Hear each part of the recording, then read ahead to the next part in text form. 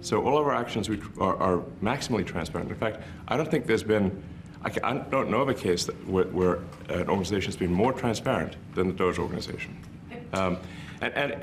So, you know, and the kind of things we're doing are, I think, very, very simple and basic. They're not, you know, what I mentioned, for example, about Treasury, just making sure that payments that go out, taxpayer money that goes out, is categorized correctly, that the payment is explained, that organizations on the do not pay list, which takes a lot to get there, that actually are not paid, which currently they are paid.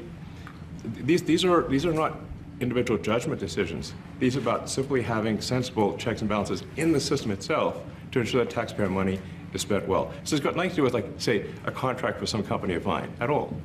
But if there is a conflict of interest when it comes to you yourself, for instance, you've received billions of dollars in federal contracts when it comes to the Pentagon, for instance, which the president, I know, has directed you to look into. Yeah. Are you policing yourself in that? Is there any sort of accountability check and balance in place that would provide any transparency for the American people? Well, all of our actions are fully public.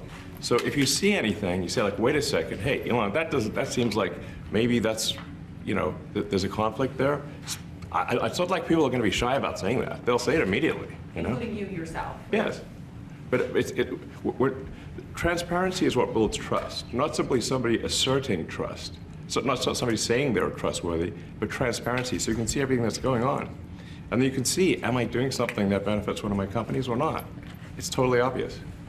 And if we thought that, we would not let him do that segment or look in that area if we thought there was a lack of transparency or a conflict of interest. And we watch that also. He's a big businessman. He's a successful guy. That's why we want him doing this. We don't want an unsuccessful guy doing this.